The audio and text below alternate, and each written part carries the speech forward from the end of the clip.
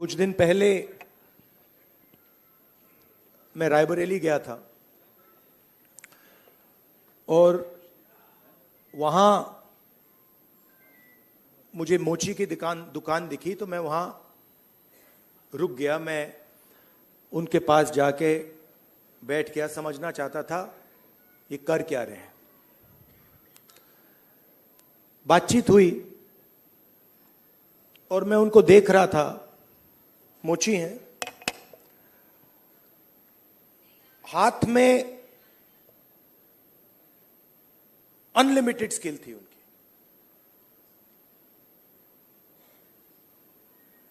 मतलब 30-40 साल का एक्सपीरियंस था।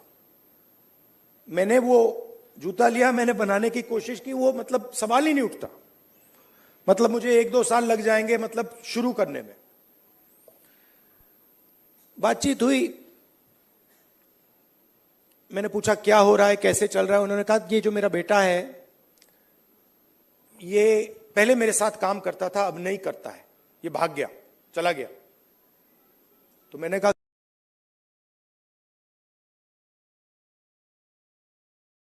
नहीं है। और फिर उन्होंने मुझे बोला कि राहुल जी, मेरी लाइफ में सिर्फ एक व्यक्ति ने, मेरे पिता ने मेरी रिस्पेक्ट की है और किसी ने मेरी रिस्पेक्ट नहीं की। और ये सब लोग मेरा मजाक उड़ाते हैं। तो मैंने कहा, उनसे कहा कि तुम्हें मालूम कैसे कि मजाक उड़ाते हैं? नहीं, कभी कभी तो मुझे सीधा बोल देते और कभी कभी दूसरे लोग मुझे आके कहते हैं। मैं जब जा रहा था मैं सोच रहा था इतना हुनर है, इतनी स्किल है और किसी से इनको इज्जत नहीं मिल रही। और ऐसे हजारों लोग हैं। और ये हिंदुस्तान में हर रोज हो रहा है। इस देश में हुनर की इज्जत है ही नहीं। जिसके पास स्किल है, जिसके पास हुनर है, जो काम करना जानता है, उसकी इज्जत है ही नहीं। रियलिटी है ये देश की। और ये सारे के सारे जो नेटवर्क्स हैं, 21वीं सदी में हम इसको नेटवर्क कह सकते हैं। चाहे ये बढ़इयों का नेटवर्क हो, मोचियों का नेटवर्क हो, धोबियों का नेटवर्क हो, इन सब में बहुत गहरी स्किल छुपी हुई है। हाथ मिलाने से पता लग जाता है। आप धोबी से हाथ मिलाइए, वो ऐसा दबाता है हवा निकल जाती है। मैंने किया है। वो जैसे पकड़ता है ऐसे लगता है कि भैया 10-15 लोगों ने पकड़ लिया हाथ। आप बढ़ई का हाथ पकड़िए, उसमें दिख जाता है।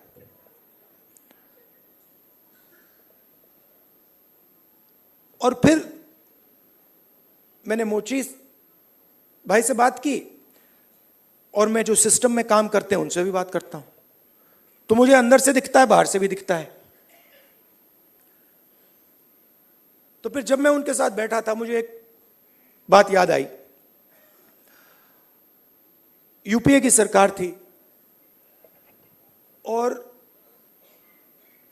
स्किल डेवलपमेंट मिशन यूपीए के सरकार ने शुरू किया। मतलब उसमें एक नए व्यक्ति को चीफ बनाया और उन्होंने मुझसे टाइम मांगा। तो मैंने कहा मिल लेता हूं। तो आए। टाटा कंपनी के लिए काम करते थे। आए, बैठे और उन्होंने मुझे, इंजीनियर थे शायद, उन्होंने मुझे हिंदुस्तान की जो स्किल डेवलपमेंट है उसके बारे में उन्होंने बोला।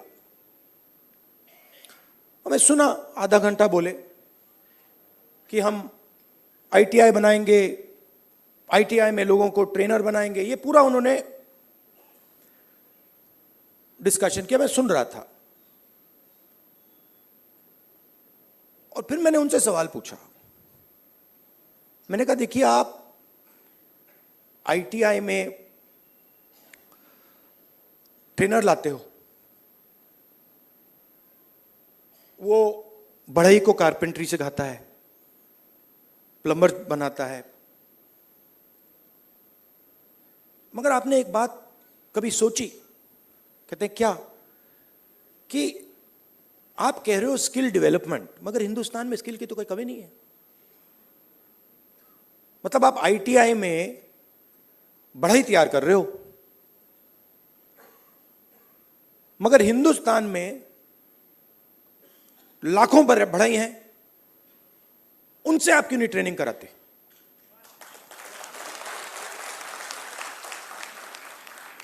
तो ये थोड़ा चौंक गए। मतलब मैंने कहा मतलब बता देता हूं। मान लीजिए आपको नाई ट्रेन करने हैं, आप सर्टिफिकेशन सेंटर खोल दीजिए। हर डिस्ट्रिक्ट में आप एक सर्टिफिकेशन सेंटर खोल दीजिए और उत्तर प्रदेश के हर नाई को कह दीजिए, देखिए भैया, आप गुरु हो, आप शिष्य लो, उनको तैयार करो, अपनी दुकान में तैयार करो और फिर उनको सर्टिफाई करो। अगर आपके जो शिष्य हैं सर्टिफाई हो जाएंगे, आपको हम 100, 200, 500, 1000 रुपए बैंक अकाउंट में डाल देंगे। मतलब जो स्किल का नेटवर्क है उसका प्रयोग क्यों नहीं करते आप? बिल्कुल चुप हो गए। मतलब मुझे देख रहे थे कि ये मतलब व्यक्ति पागल है, इसको क्या हो गया। मतलब आप आईटीआई में, अच्छा मजे की बात बताऊं, ये जो हमारे ये मोची भाई हैं, इन्होंने मुझे बोला कि राहुल जी, मोदी जी ने नया प्रोग्राम शुरू किया, मुझे वहां बुलाया, मैं गया और फिर मुझे कहते हैं कि आपकी ट्रेनिंग कराएंगे। राहुल जी, मैं तो 40 साल से मोची का काम कर रहा हूं। सुनो, मैं वहां गया, वो जो उनका ट्रेनर था उसको मैं सिखा के आ गया।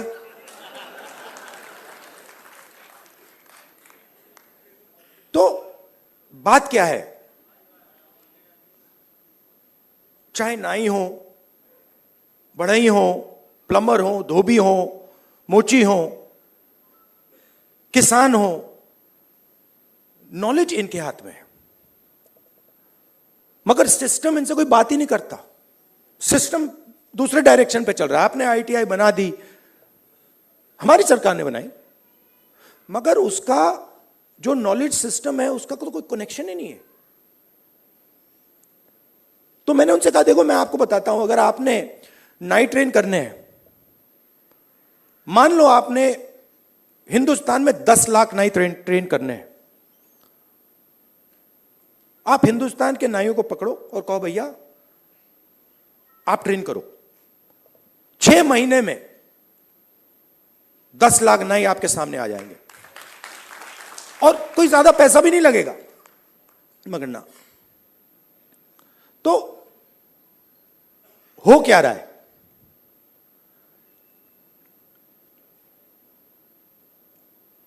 गाड़ी का इंजन होता है ना, उसमें सिलेंडर होते हैं।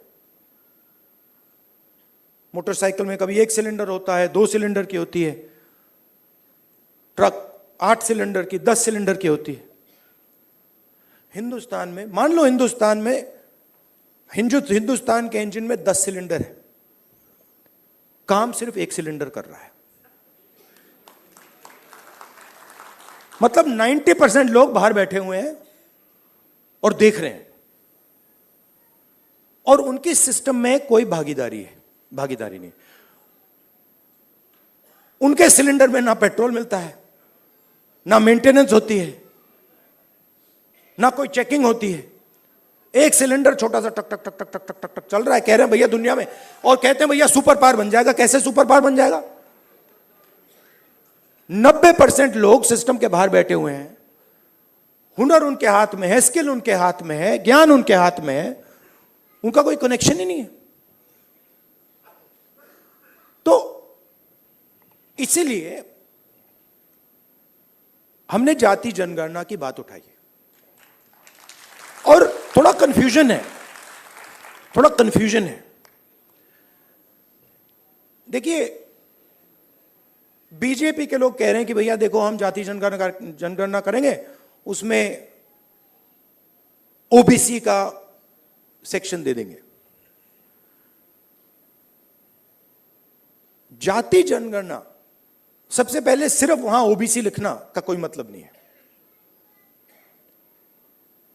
अलग अलग कम्युनिटीज हैं, हम हर कम्युनिटी की लिस्ट चाहते हैं, पहली बात। दूसरी बात, हमारे लिए यह सिर्फ सेंसस नहीं है, हमारे लिए यह पॉलिसी मेकिंग का फाउंडेशन है, मतलब नींव है। और हम सिर्फ जाति जनगणना की बात नहीं कर रहे हैं, मैं यहां क्लियरली कहना चाहता हूं, जाति जनगणना से सिर्फ आबादी पता लगेगी, वो बहुत जरूरी कदम है, क्योंकि भागीदारी से पहले आबादी के बारे में पता होना पड़ेगा, क्योंकि भागीदारी तक हम बिना आबादी के तो पहुंच ही नहीं सकते। मगर आबादी लास्ट कदम नहीं है। आप यह मत सोचिए कि आइडिया यह है कि भैया जाति जनगणना हो गई, उसमें सबकी गिनती हो गई और बात वहां खत्म हो जाएगी। नहीं, यह मेरा विजन नहीं है, यह पहला कदम है। मेरा विजन है कि हिंदुस्तान में धन किस प्रकार से बांटा जा रहा है,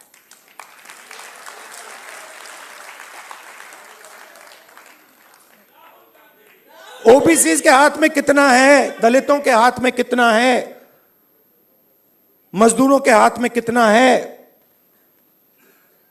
पहली बात। दूसरी बात, हिंदुस्तान के जो इंस्टीट्यूशंस हैं, ब्यूरोक्रेसी हो, जुडिशरी हो,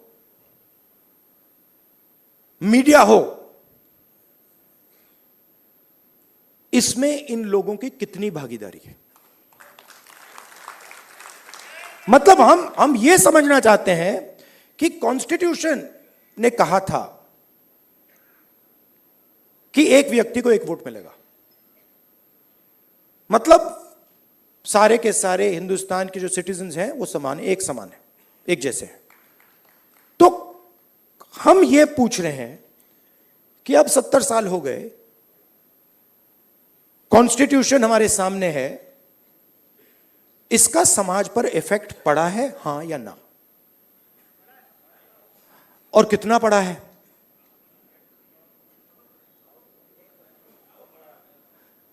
पड़ा है।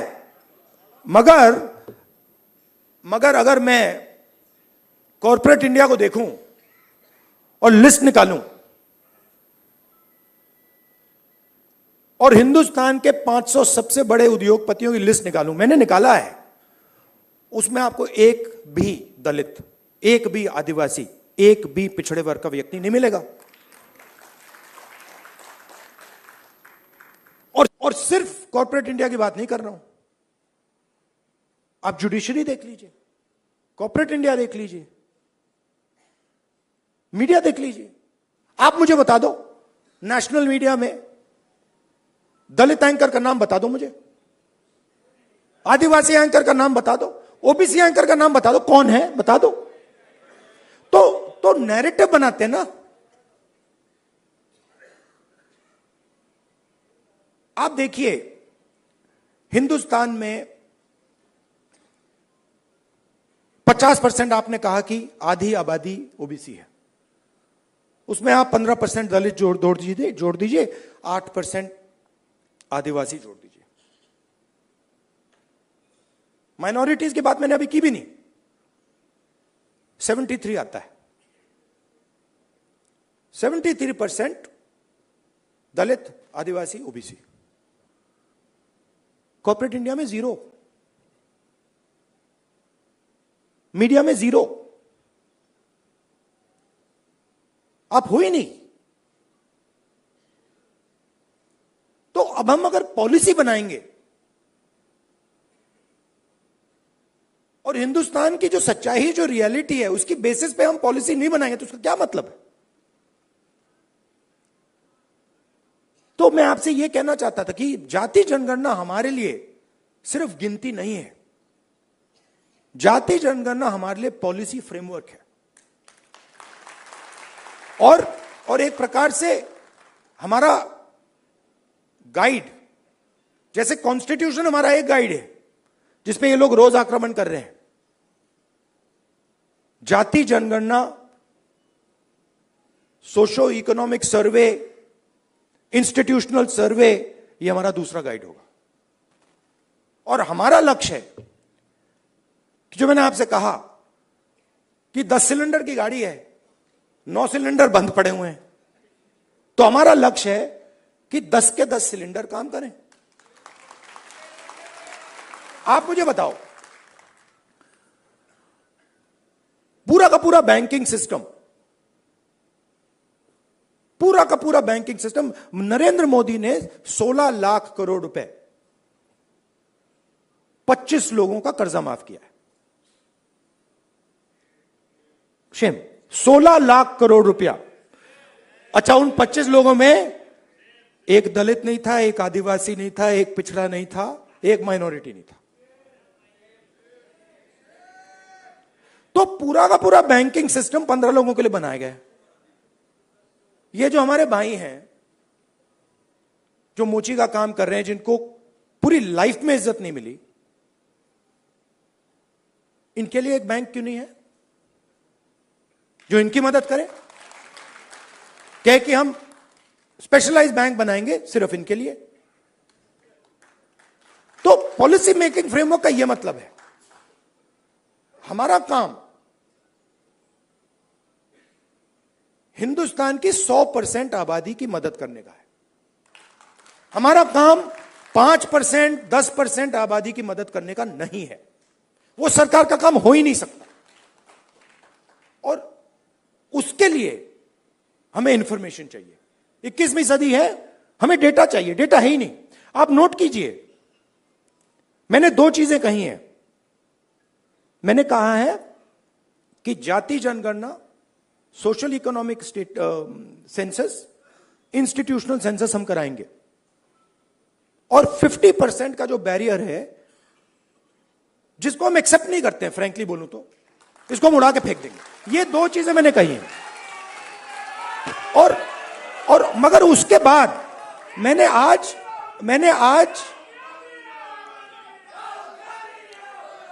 तक, सुनिए, आज तक उसके बाद हम क्या करेंगे मैंने नहीं बोला है, क्योंकि पहले मैं चाहता हूं कि हमारे सामने डेटा हो कि भैया इतने दलित हैं, हिंदुस्तान के इंस्टीट्यूशन में उनकी इतनी भागीदारी है। रिजर्वेशन की बात होती है मगर चांस नहीं मिलता। सच्चाई है, सब जानते हैं। उल्टा हो जाता है, लैटरल एंट्री हो जाती है। लैटरल एंट्री हो जाती है। मैं आपको गारंटी देता हूं, लैटरल एंट्री में आपको 90% का कोई नहीं मिलने वाला। एक साइड आपको लैटरल एंट्री से मारते हैं, दूसरे साइड कॉन्ट्रैक्टर। तो मतलब नीचे देखो वहां पिटाई हो रही है, ऊपर देखो वहां पिटाई हो रही है, साइड देखो वहां पिटाई हो रही है, मतलब जहां भी देखो। और 90% आपकी आबादी है। अब अगर आपकी 10% होती तो कोई कह सकता हाँ भैया 10% आबादी है, ठीक है, बट 90% आबादी, आपके बिना देश ही नहीं चल सकता। और फिर मीडिया में आपको दिखेगा भैया, एक पहले क्या होगा, वो बॉलीवुड की बात करेंगे, वहां पे डांस गाना दिखेगा, उसमें भी आपको कोई 90% का नहीं मिलने वाला, कोई नहीं मिलेगा। मैंने चेक किया भाई, मैंने लिस्ट निकाली है। मैंने कहा भैया मिस इंडिया की लिस्ट निकाली मैंने कहा देखता हूं। मैं कहता हूं देखो यार, अच्छा अब कहते हैं मिस इंडिया की लिस्ट निकाली मैंने। सुनो, मैंने मिस इंडिया की, मैंने मिस इंडिया की लिस्ट निकाली, कहा ठीक है देखते हैं। मतलब माइनॉरिटी भी 90% में आती है मैडम, आप भी शामिल हैं।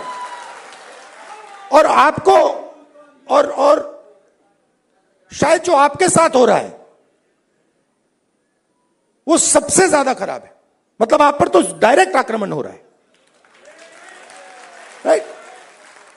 मगर आप भी 90% में हैं। तो मैंने लिस्ट निकाली मिस इंडिया की, मैंने कहा भैया इसमें तो होगा, मतलब एक दलित महिला तो होगी, एक आदिवासी महिला तो होगी ना दलित है, ना आदिवासी, ना ओबीसी, कोई नहीं। तो डांस गाना चलेगा वहां पे, कोई क्रिकेट की बात करेगा, कोई बॉलीवुड की बात होगी, किसानों की बात नहीं होगी, मजदूरों की बात नहीं होगी। आपने कभी मीडिया में मोची का इंटरव्यू देखा है? बस मेरे चैनल पे आ रहा है और किसी चैनल पे नहीं आ रहा। आप चाहे मोची हो, बढ़ई हो, प्लम्बर हो, धोबी हो, कभी नहीं दिखेंगे। और ये देश को चलाते हैं लोग। और फिर मीडिया में कहते हैं भैया मोदी जी गले लग गए, सुपर पावर बन गया। कभी वो यूक्रेन भागेंगे, कभी रूस भागेंगे, वो कभी गले लगेंगे और फिर भैया सुपर पावर बन गया, सुपर पावर बन गया। मतलब कैसे बन गया? 90% लोग मतलब शामिल ही नहीं है उसमें, बेरोजगार हैं, भूख लग रही है। तो पूरा का पूरा मतलब डिस्कशन वही 10-15 लोगों में होता है, वही एंकर हैं, वही एक्सपर्ट हैं, वो 5-6 लोग हैं, वही बात बोलते रहते हैं एक दूसरे से, और बाकी हिंदुस्तान देखता रहता है। इसलिए ऐसे डिस्कशन बहुत जरूरी है कि भाई 90% क्या सोच रहा है, क्या हो रहा है, क्या इश्यूज हैं, क्या मुद्दे हैं। अच्छा, आप एक और बात नोट कीजिए, किसी की टांग टूटती है, वो कहता है भैया मैं अस्पताल में जाके एक्सरे करना चाहता हूं। कभी कोई उससे कहता है नहीं करो एक्सरे? कभी नहीं, कोई नहीं कहेगा ना कि भैया एक्सरे मत करो। वो चिल्ला रहा है कि भैया मेरी टांग टूटी है, लोग कह रहे हैं नहीं एक्सरे मत करो, नहीं। बट यहां ये हो रहा है, मैं कह रहा हूं जाति जनगणना करना है, एक्सरे करना है, सारी मीडिया वाले कह रहे हैं नहीं करना है। क्यों नहीं करना है? मतलब हमने उसके बाद एक शब्द नहीं बोला क्या करेंगे, हमने सिर्फ यह बोला कि भैया हमें डेटा चाहिए।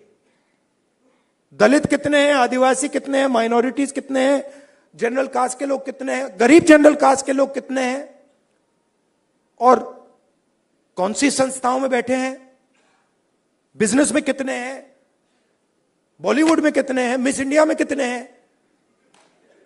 बस हम पता लगाना चाह रहे हैं। सारे के सारे मीडिया वाले, मोदी जी कहते हैं नहीं भैया पता नहीं लगाओ, देश को बांट रहे हो। भाई 90% की हम बात कर रहे हैं, आप कह रहे हो देश को बांट रहे हैं। कैसे देश को बांट रहे हैं? मतलब हम सिर्फ ये कह रहे हैं कि भैया 90% लोगों के पास भागीदारी है, हां या ना, चेक करो। कहते हैं नहीं देश को बांट रहे हो। तो जो भी संस्थाएं हैं, इलेक्शन कमीशन हो, मीडिया हो, फ्री मीडिया हो, जुडिशरी हो, ये सारी की सारी संस्थाएं कहां से आई? ये इधर से आई। आप इसको मिटा दो तो हिंदुस्तान में एक संस्था नहीं बचेगी, कोई इलेक्शन कमीशन नहीं बचेगा, कोई रिजर्वेशन नहीं बचेगा। जो आपने कहा कि कॉन्स्टिट्यूशन से फायदा मिला, वो 5-10 साल में सब खत्म हो जाएगा। तो जाति जनगणना जो है वो इसको मजबूत करने का काम है। ये आप समझिए, कॉन्स्टिट्यूशन की रक्षा हम कर रहे हैं जाति जनगणना के थ्रू। क्यों? क्योंकि इसको 10% ने नहीं बनाया है, इसको 100% ने बनाया है। और मैं ये भी कहना चाहूंगा कि इसकी सबसे ज्यादा रक्षा आप लोग करते हो। इसकी रक्षा गरीब करते हैं, किसान करते हैं, मजदूर करते हैं, दलित, आदिवासी, पिछड़े लोग, गरीब जनरल कास्ट के लोग इसकी रक्षा ये करते हैं। अदानी जी इसकी रक्षा नहीं करते।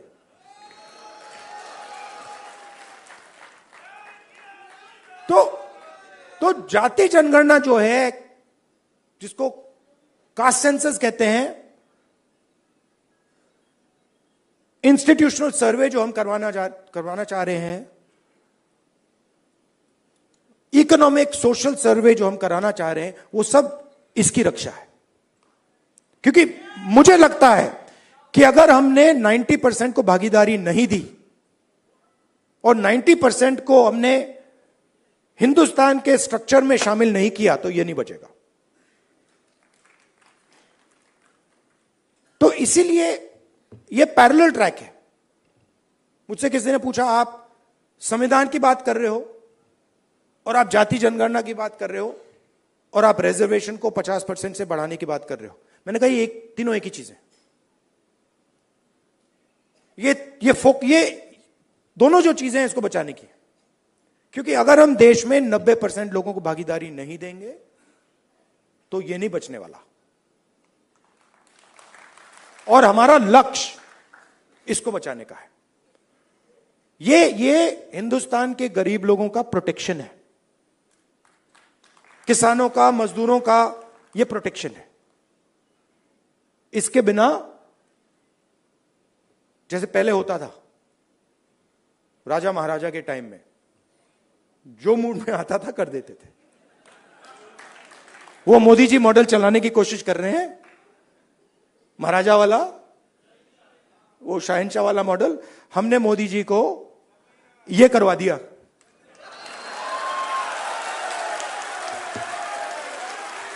आप अपने आप को नॉन बायोलॉजिकल समझते हो।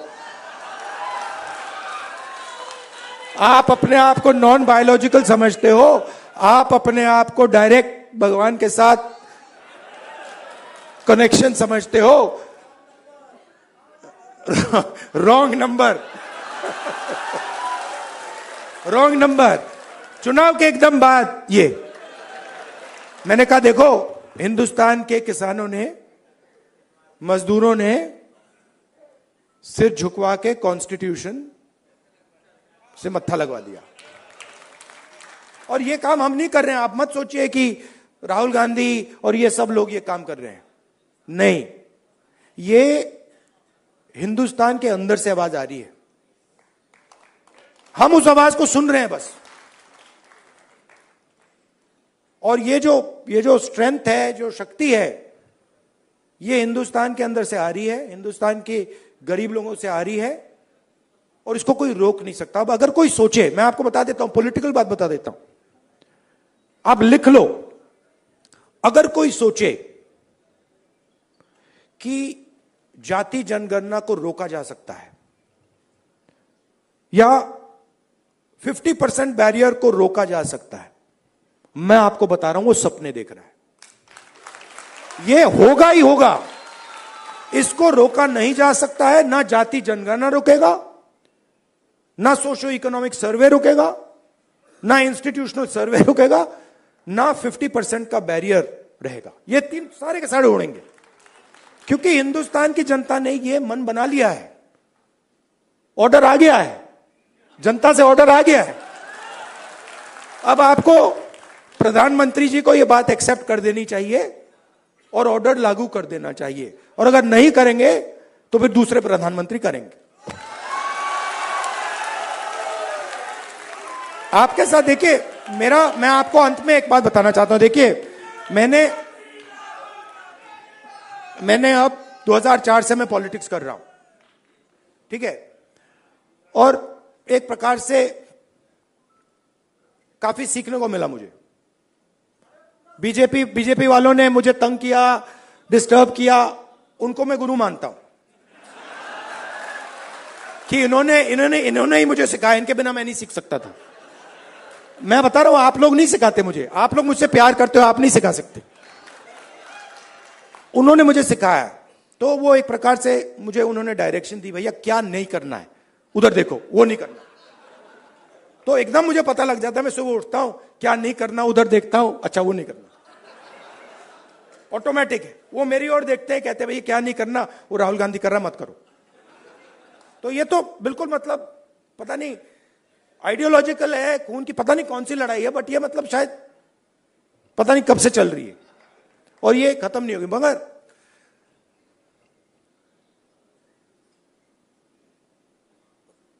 हर राजनेता के लाइफ में,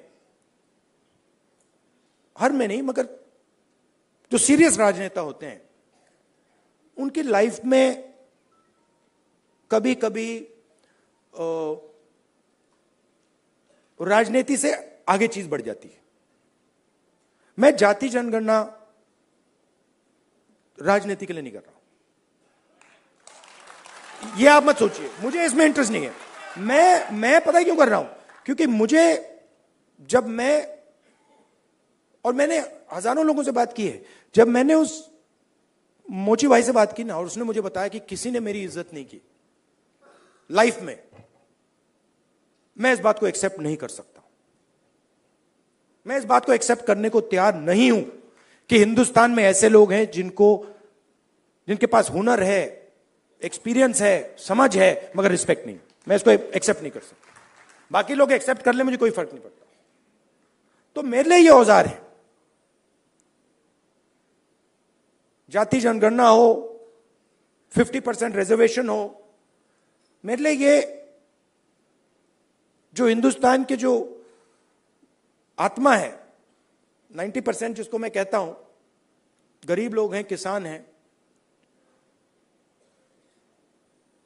उनको इस देश में शामिल करने के औजार है। और मेरे लिए ये मिशन है, मेरे लिए ये, इसमें कोई मतलब, आप देखोगे आने वाले समय में पॉलिटिकल नुकसान भी होगा तब भी करूंगा, आप देख लेना।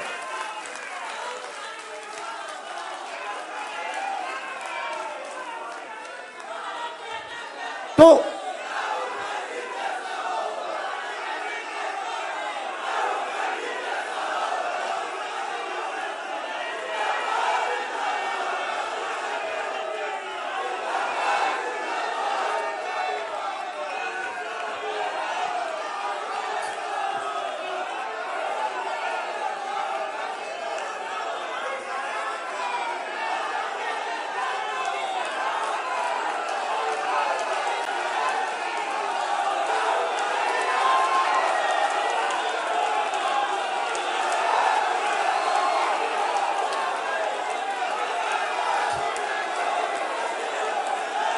अच्छा बोलने दो।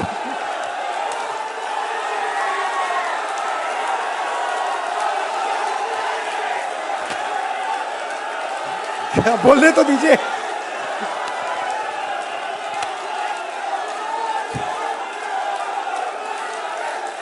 एक बार मैं छोटा था, अच्छा सुनिए दादी, एंड करता हूं मैं अपनी साइकोलॉजी, थोड़ी सी आपको साइकोलॉजी समझा देता हूं। मैं छोटा था, सुनिए थोड़ी सी मैं आपको, तो हुआ क्या, एक दिन एक जर्नलिस्ट आए मेरे पास, लव यू ब्रदर, एक जर्नलिस्ट आए मेरे पास, सीनियर जर्नलिस्ट हैं, तो वो मेरे पास आए, जो मैंने आपको अभी बोला ना, नुकसान हो जाएगा तो भी करूंगा, तो उसको समझा रहा हूं। तो सीनियर जर्नलिस्ट आए, बैठे मेरे पास, उन्होंने कहा राहुल जी, एक सेकंड भाई, आए मेरे पास सीनियर जर्नलिस्ट और उन्होंने मुझे कहा राहुल जी,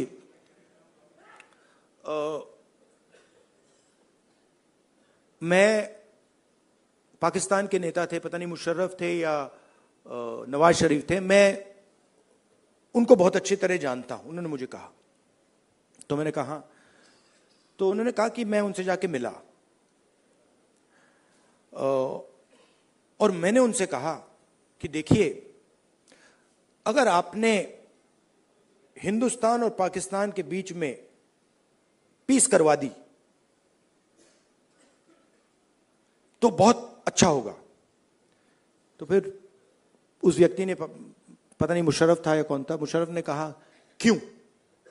और जर्नलिस्ट ने कहा कि क्योंकि अगर आप हिंदुस्तान और पाकिस्तान के बीच में पीस करा दोगे तो सदियों के लिए लोग आपका नाम याद रखेंगे। लॉजिक ये थी। मैं सुन रहा था, मुझे बता रहे थे मतलब कि आपको नाम याद रखवाने के लिए काम करना चाहिए। मतलब मैं सोच रहा था, और जैसे मैं सोच रहा था, सुन रहा था उनकी बात, मुझे एक बात और याद आई। यही सवाल मैंने दादी से पूछा था जब मैं छोटा था। मैं दादी के पास गया, मैंने कहा दादी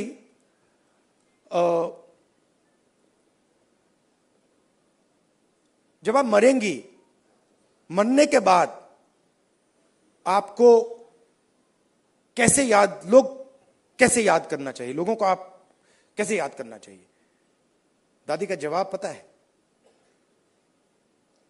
क्या था? मैंने कहा आप क्या चाहती हैं कि लोग आपको कैसे याद करें? हां? नहीं, उनका जवाब था मैं चाहती हूं कि याद ही ना करें। मतलब क्लैरिटी थी, मैं काम याद करवाने के लिए नहीं करता हूं, मैं काम करने के लिए करता हूं। मुझे याद शाद का कुछ नहीं लेना देना। वो ये जो याद वाला है वो नरेंद्र मोदी जी का काम है।